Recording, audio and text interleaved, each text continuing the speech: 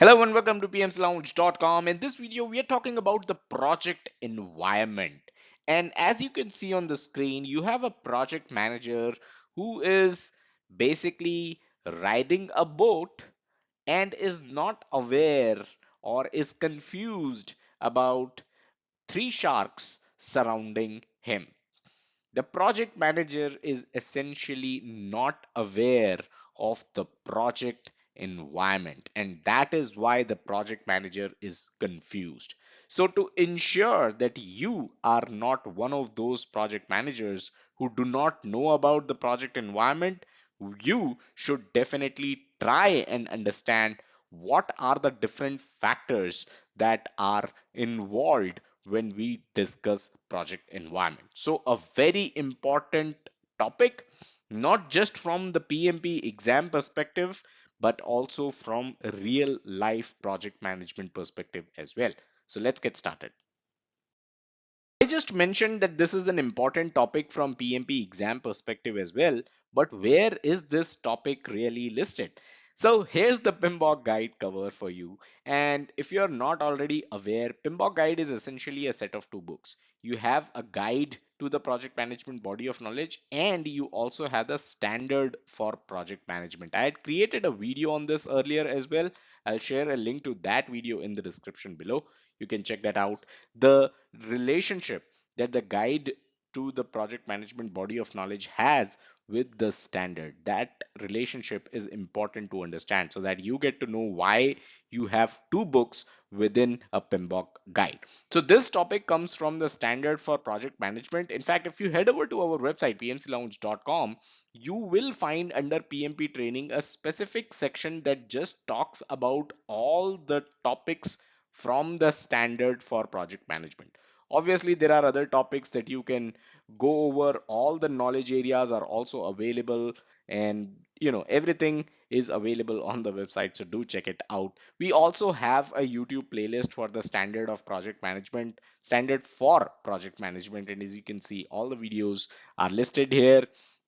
This video is also going to go in this playlist itself, so you can refer to this playlist also if you want to understand more about where we are and why are we studying the project environment. All right, let's move on. So let me talk about this topic of project environment with an advice that I received when I initially started off as a project manager. And the advice was, just like how a horse has a blinder on, the project manager should also have his or her blinder on at all times so that the project manager can just focus on the success of the project, just focus on how you can achieve the successful outcome of from your project. And this was actually a very horrible advice, because this advice assumes that your project operates in a silo, and that is never the case. Project manager should never wear a blinder and focus just on his or her projects. Projects are seldom a stand-alone endeavor. Projects exist in an environment that is much larger than the project itself. So the environment can be classified as internal environment as well as external environment, and these two have varying degrees of influence, both favorable and unfavorable, on the project activities and thus the value that your project is delivering. So internal as well as external environment are going to impact your project activities, and that is going to impact the value that you want to deliver as part of your project, right? The successful outcome is actually the value. So whatever value that you're delivering, it will be impacted by internal environment and external environment. If you have your blinder on, you are never going to understand these two environments and the impact that they have on your project. Let's start off with internal environment. And internal here does not mean internal to the project. It means internal to the entire organization, right? So internal environment encompasses the organization itself, the portfolios, programs, and projects within the organization. Now, how do they impact your project is what is internal environment referring to.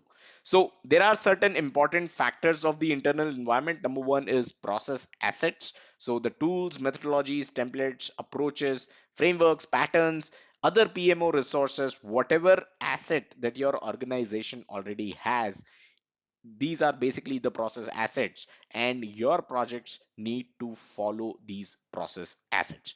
So if you do not know that there is actually a template which you need to fill out and submit every time there is a change request in the project, you are not making use of the process asset, right? If you don't know about this template, obviously this is impacting your project. Governance documentation, what are the internal policies and processes that the organization follows? Is your project following it or not? Data assets, you've got databases, you've got libraries, metrics, data and artifacts from previous projects. Are you referring to them?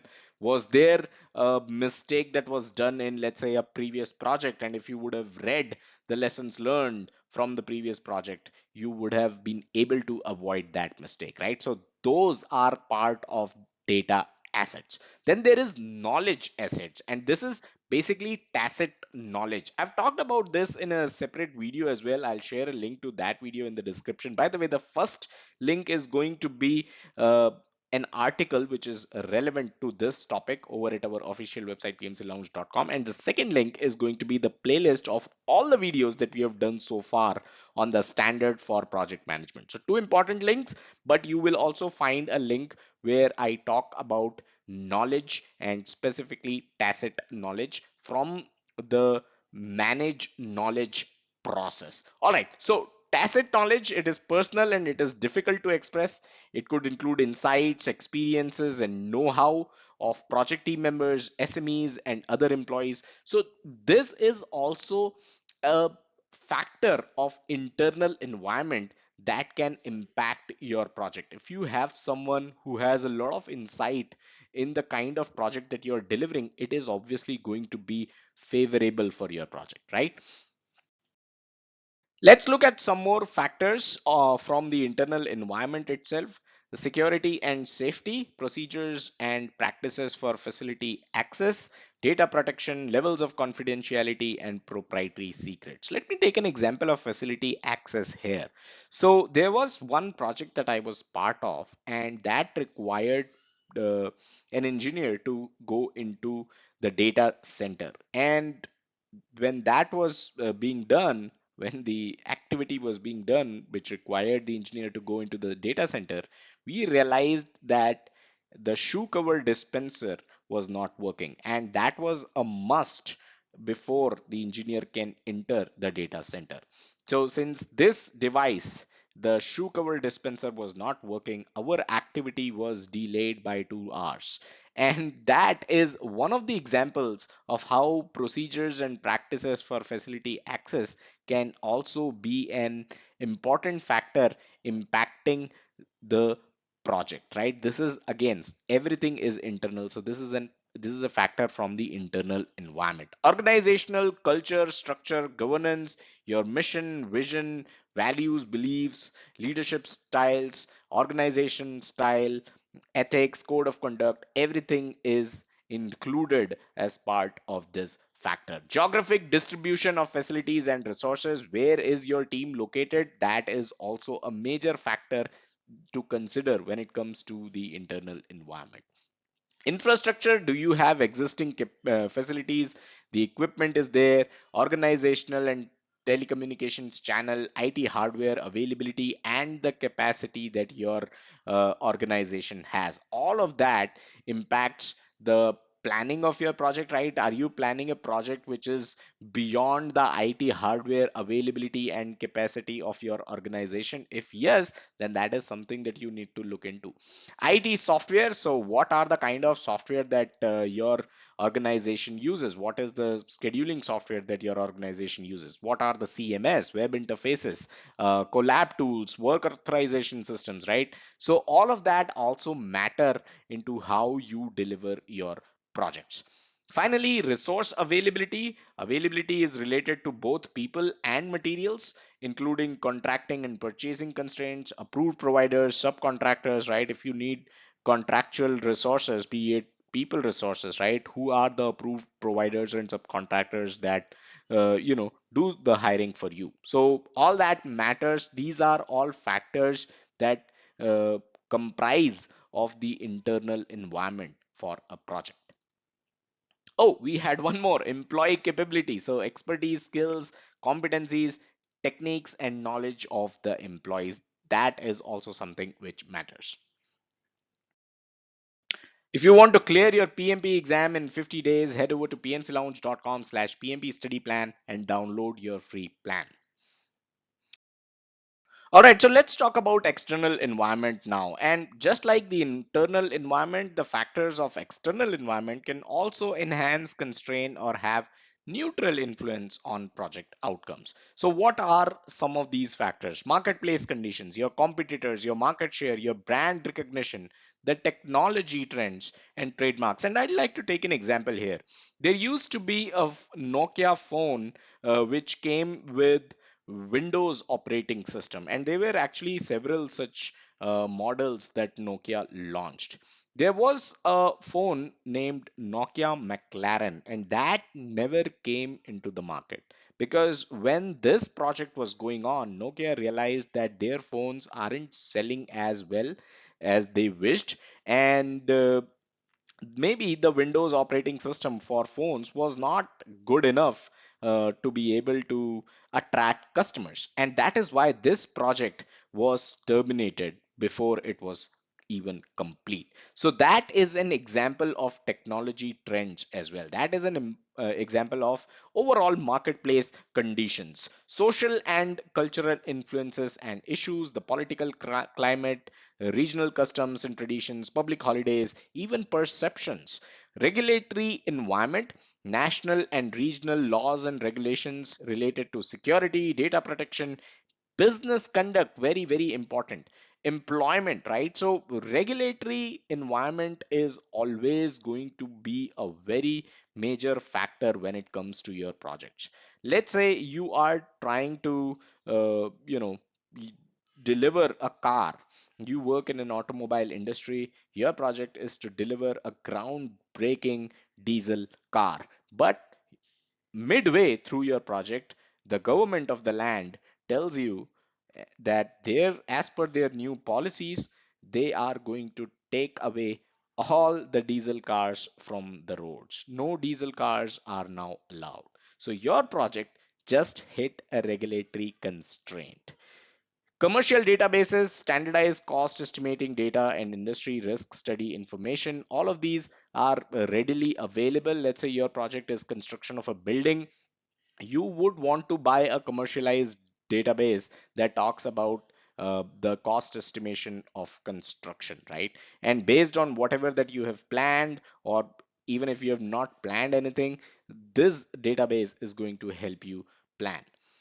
Academic research, something very similar to what we discussed in the commercial databases point again, because this is about industry studies, publications, benchmarking results. All of that is also available, and you make use of these to plan your project. Or if you get these later, it may have an impact on your project. Financial considerations, the currency exchange rates, interest rates, inflation. If your project is, let's say, a long term project that is going to last for 5 years, what will the inflation be like for the next 5 years? It is not in your hand, of course, but it has an impact on your project. Working conditions and whether this is the physical environment, god forbid the location that your employees are located in, it's hit by a storm, and nobody has access to uh, the office for, let's say, the next 3 weeks. How good are your work from home policies and availability of the environment where people can actually work from home? If you do not have that, there is a physical environment constraint that your project just hit. Question for this video: share an example of when an environment factor, be it internal or external, impacted your project. Definitely looking forward to your comments. So that's all that we had in this video. I hope you got value out of it and were able to understand the topic of project environment. Like, share, subscribe. If you like our work, consider contributing to pmclounge.com by heading over to pmclounge.com/contribute, or you can always make use of the thanks button on YouTube itself. Thank you and have a nice day.